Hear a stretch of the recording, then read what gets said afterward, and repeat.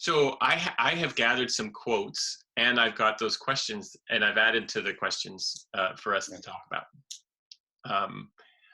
But I thought I would start with that first question. What are we talking about when we use the word soul? That's a good question. I'm usually more or less speechless when I try to speak about soul, um, for reasons that will probably become apparent as we chat. But even to ask um, about the word soul, to me, is to ask a question such as, well, is soul noun or is soul verb? Is soul a thing or is it an action or a process or a present, living presence? Um, and and so, I mean, even the precious words of our faith, our tradition, um, most of them are like that. Is grace a noun or is grace a verb?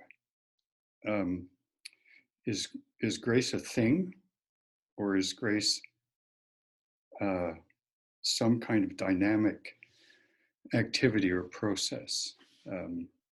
So soul, thinking about soul, the first thing that occurs to me is what kind of a word, what is this word trying to point to?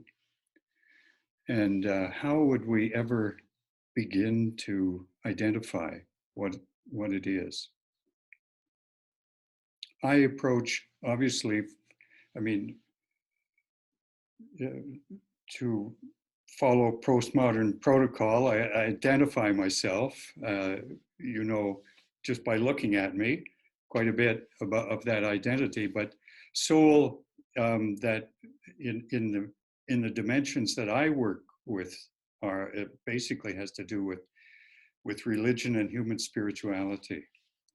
If I were a chef, I would be speaking a different language. If I were a musician, um, those are a couple of examples in which the word soul has escaped the church and is at large in the world, right? Which is a wonderful thing. The church no longer owns the brand, never did, thought it did. But so I commend your series on soul for recognizing that in the way that you're approaching it. I'm doing just preparing a time with the children for church on Sunday. One of the things we'll be talking about is things that you know are there, but you can't see them, like the wind or like electricity. And I think that it seems pretty clear to us, the older you get, the greater advantage you have in this, that soul has left its tracks, its traces in your life. It's real, it's there, it happens, but you'd be hard pressed to identify it. I think there is evidence that you can point to, but maybe I'll stop there and make sure that we're doing things that are useful to you. It's all very useful. So can you remember, this is an added question that I didn't put on my list, right? But can you remember a time when you woke up to the markings in your life of soul? I think the evidence, and this is why I say you have an advantage when you're older, because the evidence accumulates over time. And when you're young, decisions, it seems to me, that affect your life or that point you in a direction or that call you from somewhere seem to be sort of inspirations that may not be attached to anything in particular. Um, they just happen. But the older you get, the more you see the consistency of those kinds of directions or calls or yearnings. And the evidence begins to mount that soul in you has an agenda for you. It has its best, it has your best interests at heart, um, but it's not interested in promoting your interests. So it it will disappear for months, years, maybe, um, but it is never gone. This is why Psalm 139 is such a great choice for you when you speak about soul, um, because Mary Lynn Robinson, for example, has in, I think it's in her book Home, says, has a character say that soul is what you can't get away from. It's what you can't escape. Um, it's what keeps calling you back. It's what keeps generating a yearning in you. Um, and uh, I think that's I think that's a good, for me. That's a genuine way to speak about it. Mm. So as we have kind of paired up Psalm 139 and the stories of call, Mhm. there's a there's a resonance in that, because when Jesus approaches people, he's not really talking to their I mean, he's aware of the economic, social, political, cultural realities in which people live, but he also is speaking to the soul, um, Yes, in those call stories. I remember in my mid 20s, I was working for an advertising company, uh, just point of sale advertising, um, various things like, uh, let's say, a Pepsi clock or a gum rack, bubble gum rack, or who knows what. I mean, it was all kinds of stuff, point of sale stuff. And the business was marginally solvent. And I was responsible um, overseeing production, which was not on site. It was in other companies, other cities. And I was under a lot of pressure uh, from the boss to get things delivered.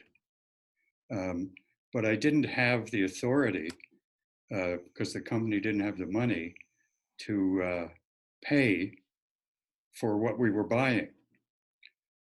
So the producer would say something like, well, we'd be glad to ship that to you when you pay for the last thing that we shipped to you. So I'm in a bad spot, right? Life is pressing on me pretty hard.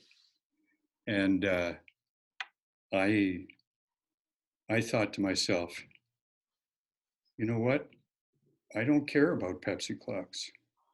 I don't care about bubble gum racks. I don't care about this. What do I care about?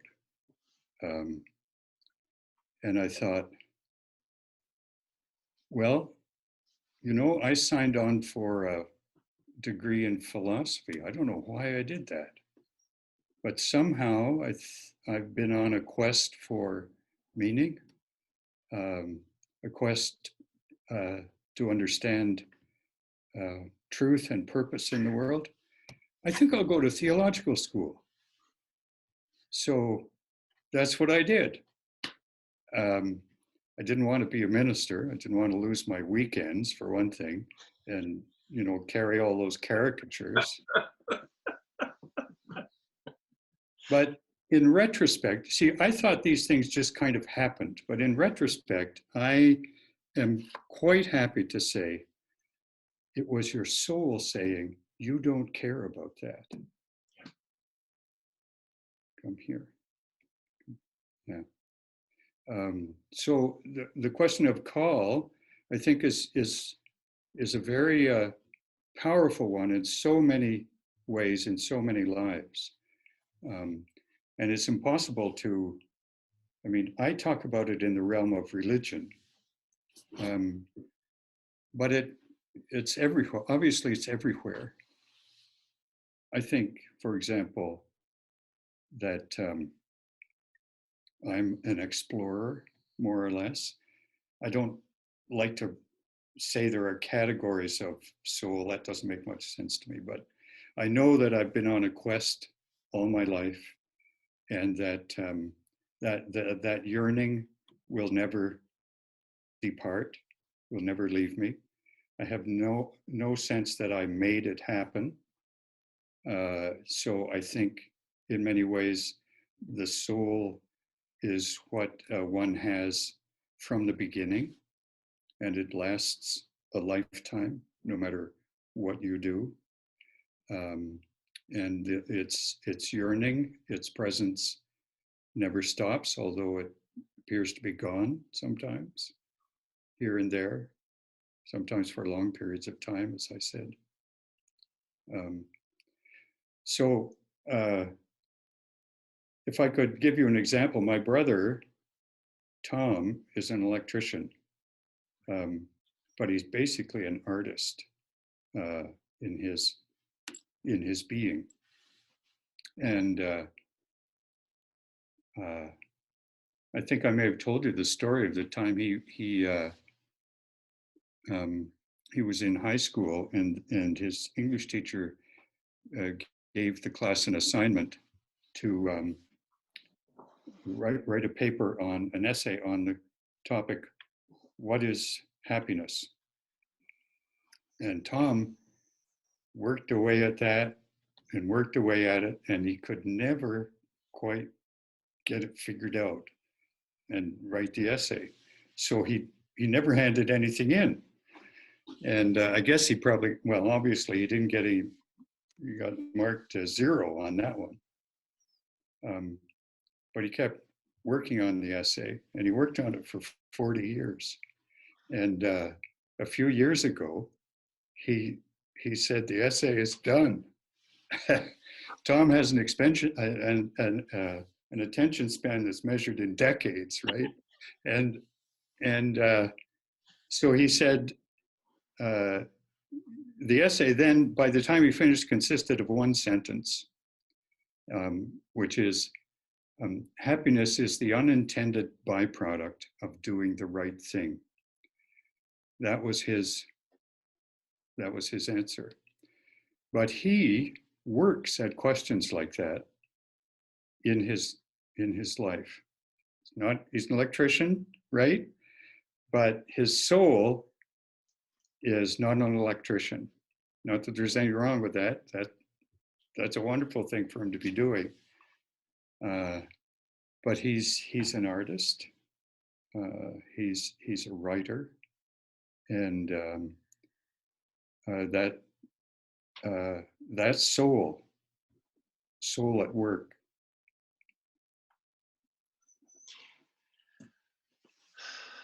Man, this conversation uh, just takes me down so many roads that we could go. Yeah, yeah. When you talk about um, soul uh, becoming seemingly disappearing in your life for a period, Mm-hmm. I'm remembering a time in my life that had a fair bit of tumultuousness, change. Um, it was like a series of dams in my life burst like dominoes, boom, boom, boom, boom, and I found myself somewhat adrift. Not unhappily necessarily, although it was hard. And I remember, and my mom said to me one time when we hadn't visited for a while, and she was visiting, and in the kitchen, like we do, and whether it was making the dinner or cleaning up after it, and she said, "So, Will, has your soul caught up with your life yet?" Yeah. Uh, and I don't know whether it was the soul catching up with the life or the life catching up with the soul. I can't actually figure that one out. Mhm. But I do know that there was a dislocation between my circumstances Mhm. and my longings, or my home.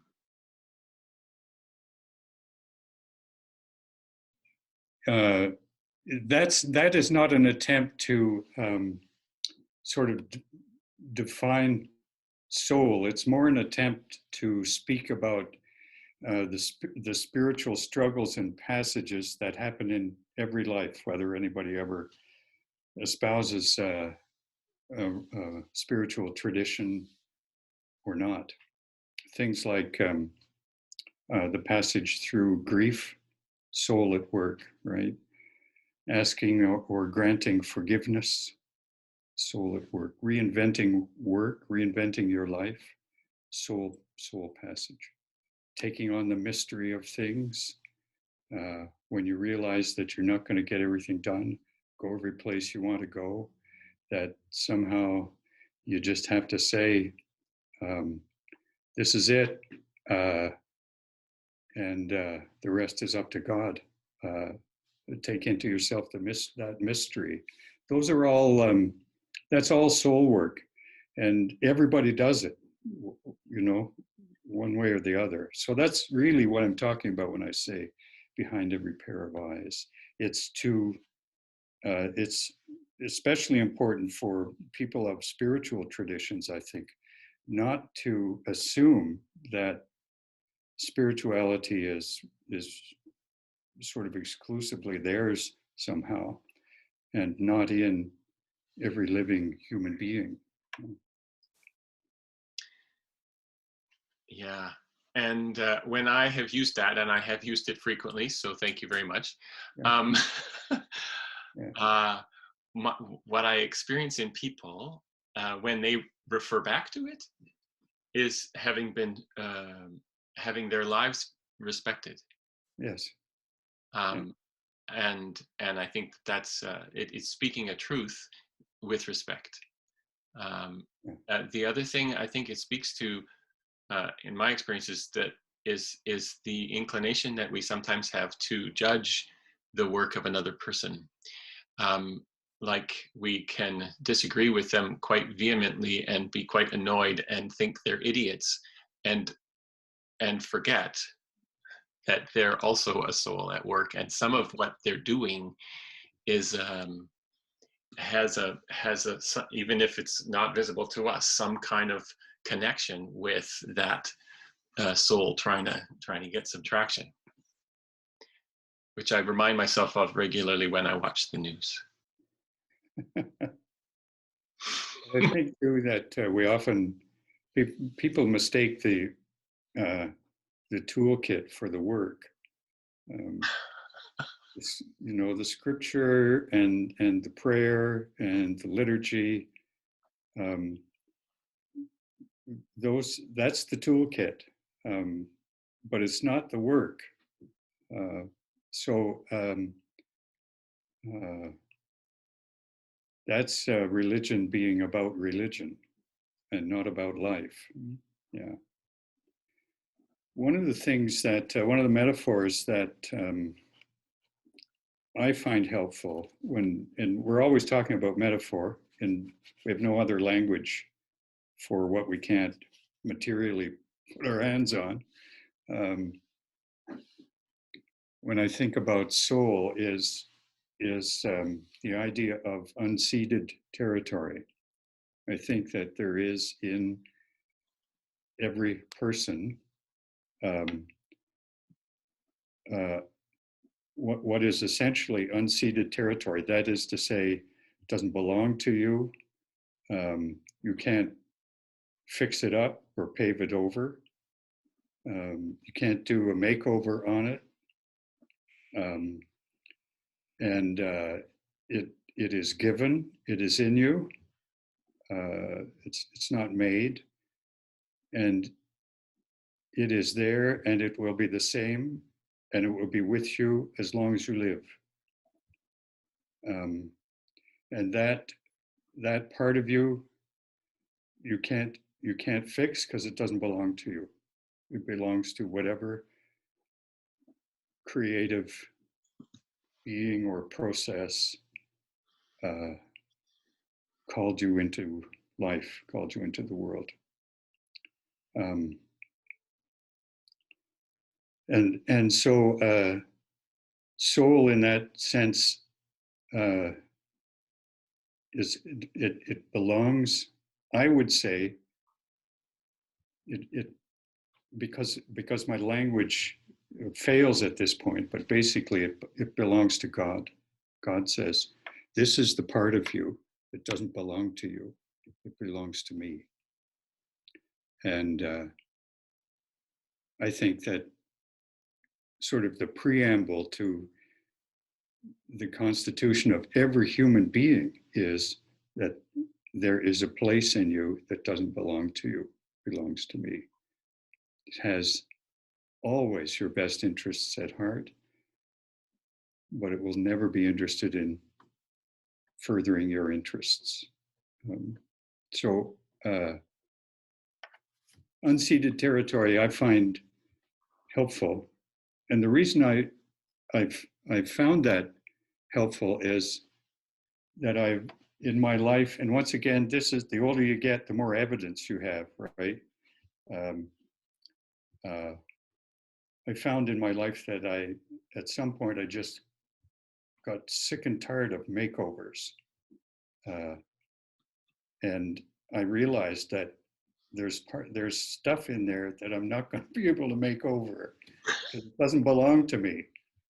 Um, and I should actually be on to more important things than trying to pave it over or fix it up with flowers or whatever, you know. I laugh because I think of all the efforts I put into makeovers. Yeah. All the, yeah. Andrea, what's going on for you as we have this, as this is going on? Thanks for letting me be a fly on the wall for your conversation. So a couple of things I'm curious. One is a very practical question, and that is, if you had to come up with an image, we're looking for some sort of talisman for the soul. Do you have one that comes to mind, even though it's something that we can't see? No, I don't have an image. What's coming to mind is the commandment, thou shalt not uh, make images. If it's true that that it is unceded territory that belongs to God, Mm-hmm. one probably wouldn't want to put an image on it.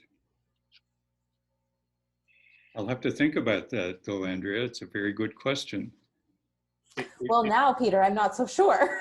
Well, so it's not so much an image to me.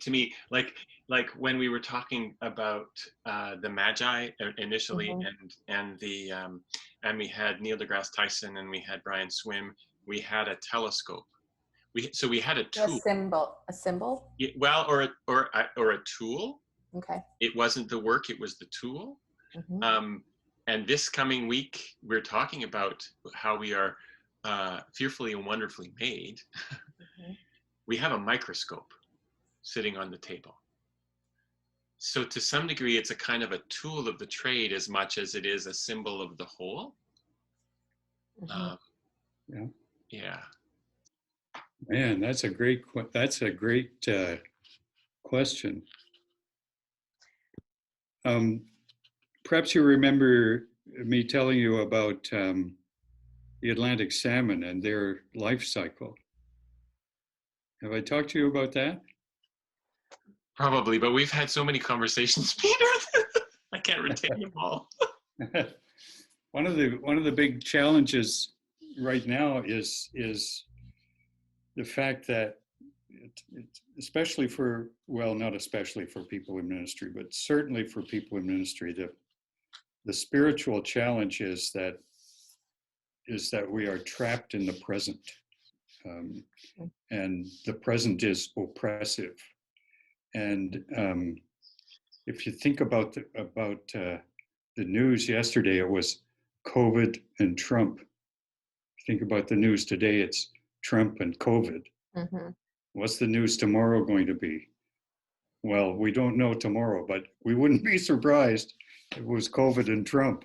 And the present becomes oppressive, and the spiritual work then, or antidote in a sense, is to expand the present, to get once again the picture of your longer life. So when I talked with the Chinook Winds folks about this on Wednesday, I asked them in their small group work to each person in your group to give a 2-minute synopsis of your teenage years. And what that does is it takes them right out of now, right? And look, they all told the same story, somehow, more or less. And so they all had something in common too, that they hadn't realized before.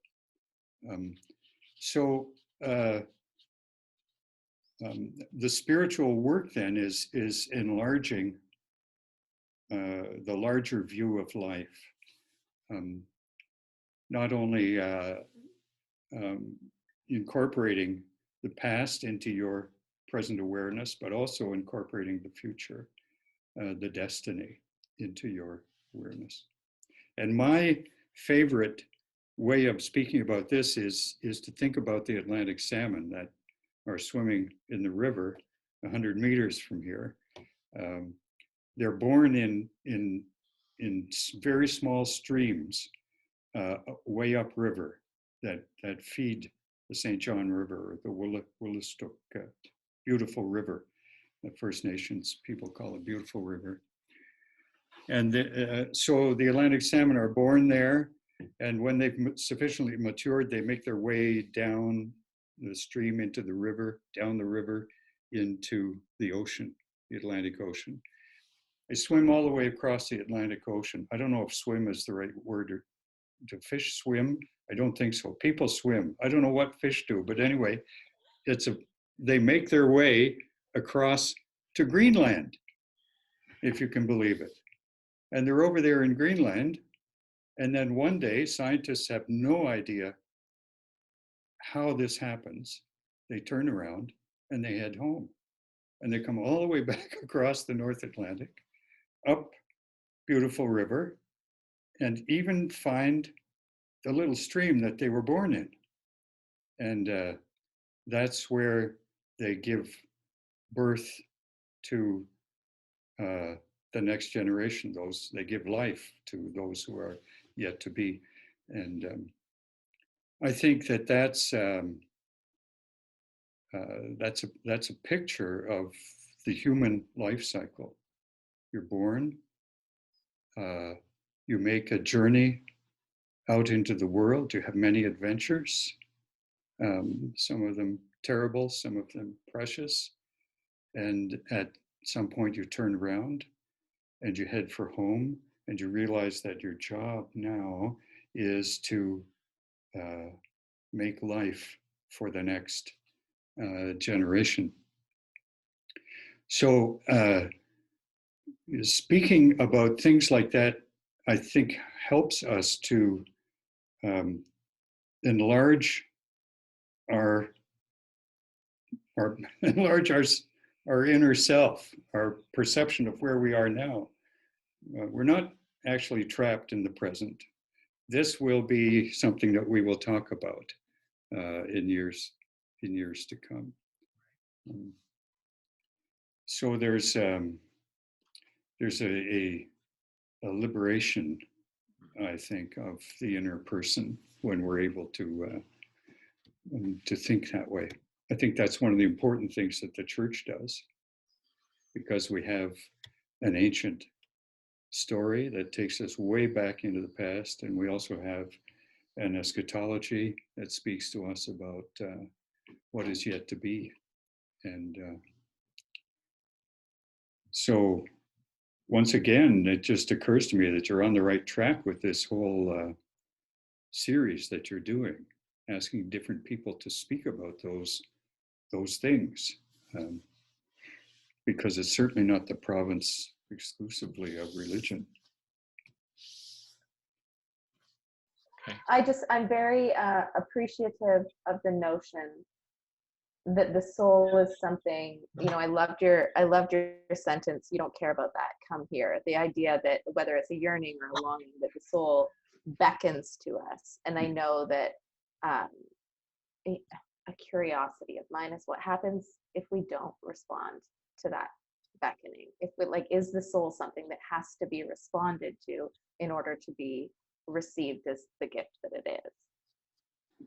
Well, it's a great question, and I don't think that the soul imposes itself, does it? So you're at perfect liberty to ignore the 139th Psalm, right? You could have a perfectly successful life, but I have a hunch that you would know. I mean, the soul would speak often enough. I also compare it to, I also say that it's shy. It's a shy thing. It's like a deer in the forest. If you want to be in its presence, you can't go crashing into the bush looking for it, in a sense. But if you're willing to wait and happen to be in the right place at the right time, it will show up. Yeah. Thank you. I am thinking about people who talk about the soul in a collective way. I've heard Joe Biden talk about how what's at stake right now is the soul of a nation. And you talked about at our beginning, what did you say? That there's a constitution at our beginning that doesn't get that creates a part in us that is unseated, and that's that founding agreement. You don't get to make this part, and you don't get to keep it, and you don't get to take it and renovate it or anything. That's the agreement. Is that what they're talking about when they talk about the soul of a nation? That there's something, I guess, something sacred at the heart of that collective thing? I don't know. I think Americans are good at talking about that kind of thing. They do have a regard for their constitution. I mean, what regard do we have for the British North America Act? Come on. But they speak of it as if it were, really quite a, I don't even know how to describe it, but you hear it in the American voice, in the American lexicon all the time, about the founding of our nation that we love, and they have their texts, their sacred texts, that, well, every school child rehearses the Oath of Allegiance. Declaration of Independence is well known. So these founding texts, I think, have stayed in the hearts of Americans in ways that our founding texts have never done. I'm very hesitant to think about the soul of a nation. Yeah. Or the soul of a collective of any kind. I guess I'm thinking of when I'm thinking back in BC, when I was in Salmon Arm in the late 90s and early 2000s, the government was changing its approach to the care of the elderly, and it was privatizing a whole pile of stuff and monetizing it. I experienced a number of experiences with members of my congregation who had no option but to go into private care that was inadequate. And like, and I had the prophets ringing in my ears, "You are devouring widows' houses." Like, and there was an outrage in me that spoke to something collective. Um, like, so I'm sorry, you're just not allowed to trample on that. Uh, that's not how you treat people. That's like, and it was particularly the elderly. Like, there's and maybe that's part of what goes on in my soul. But when you disrespect an elder, I I could go off. Yeah. So but it makes me wonder whether there is some kind of collective agreement about the sacredness of some things. Yes, I really appreciate you having named that in the questions that you sent me. I think that soul is written into the constitution of every human life. Therefore, there must be something collective about it somehow. I'm not sure if that gets incarnate in nations or in policies. I can't quite get there in my mind. But soul is embodied. And if it's embodied in every human being, then there must be something in common somehow. I can't, I'm going to have to work on this because it's a great question. Apparently, soul needs us somehow, needs to be embodied. There's no other way that I know of apprehending it.